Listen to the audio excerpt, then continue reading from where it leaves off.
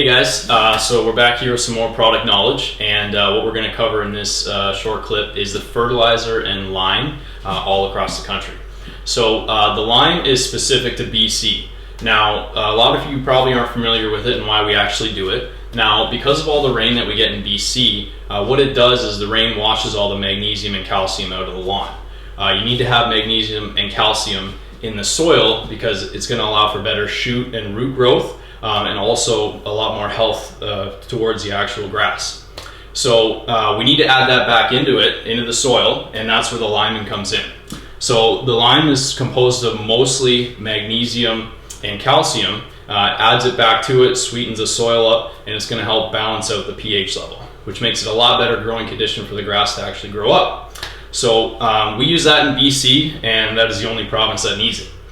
So as far as fertilizer goes, in BC, I'll break it down for you first for people that aren't familiar with the NPK ratio.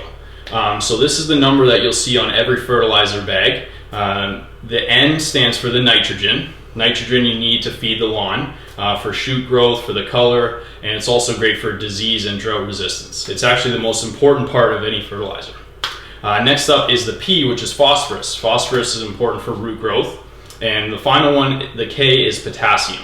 So potassium is great for high drought tolerance, and it's great for disease resistance as well. So these three numbers in the ratio you'll see on any fertilizer bag, and what we actually use in BC is a 21:4:10 ratio. And it's a slow release organic fertilizer, which is not going to give you any surge growth. Some fertilizers you'll see the first number being a 30 or a 40. That's going to cause your lawn to grow up extremely fast, which will cause you're going to have to just cut your grass every 3 days or so. All right. So we use a slow release where it's going to put some nitrogen into the lawn right away and continuously feed it for up to 10 weeks. So in Alberta, Manitoba, and Ontario, we use the same fertilizer in these three provinces, and it's actually a different NPK ratio. It's a 22:05. So we've taken out the phosphorus for a couple different reasons, but the nitrogen is just a little bit higher, just to feed the lawn a little bit more, and the potassium is actually a little bit lower as well. So we don't have as much drought, we don't need as much drought tolerance as they do out in BC. Sometimes they have some brutal droughts, so that's why it's a little bit higher out there.